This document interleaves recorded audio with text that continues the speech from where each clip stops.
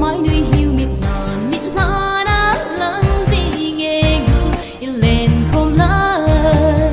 cả lung mịt là đã lắng gì nghe gư ibul không ngờ muốn tranh cả về gì là số mãi nuôi hiu mịt là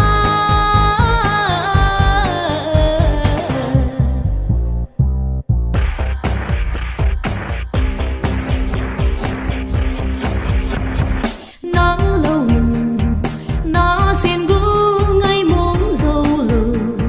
xí lưng heo linh lưng đa lệ hưng ngô hưng lê bó dáng và bằng